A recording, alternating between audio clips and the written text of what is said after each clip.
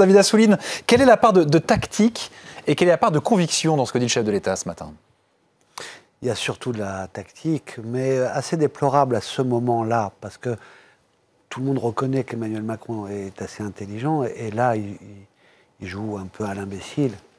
Parce que moi qui ai jamais mégoté sur le fait de faire barrage sans hésiter au Front National, c'est-à-dire que pour le deuxième tour de l'élection présidentielle, il y avait un danger concret.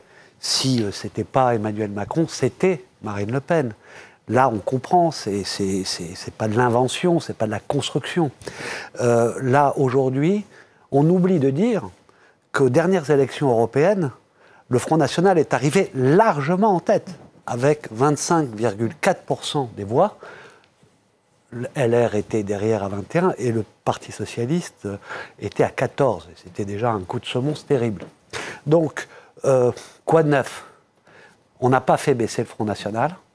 Et ils ont gagné quelques alliés au niveau européen. Et donc, c'est un échec aussi de nous en partie et d'Emmanuel Macron aujourd'hui, parce que cette façon de contester le pouvoir en place en votant Front National n'a pas été suffisamment combattue frontalement.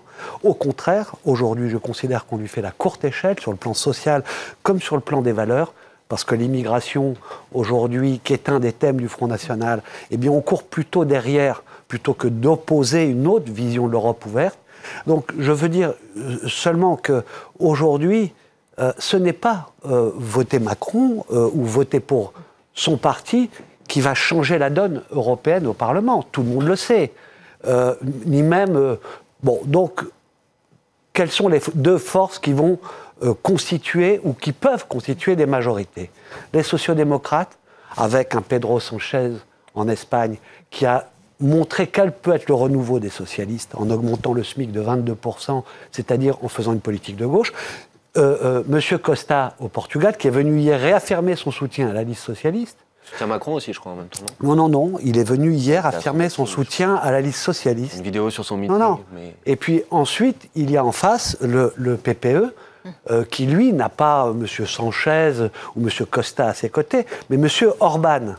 Donc, et qui construit quelque chose qui demain peut être une alliance avec les nationalistes comme le Front National et offrir une alternative dangereuse pour la France. Virginie, donc moi je dis, si on veut voter d'abord pour ces idées, voilà, c'est une élection à proportionnelle, on ne va pas à chaque fois nous dire qu'il faut voter utile. Mais même si on veut voter utile, aujourd'hui, pour cette élection, c'est un mensonge grossier de dire que l'alternative est entre une liste de Mme Loiseau et une liste de Mme Le Pen.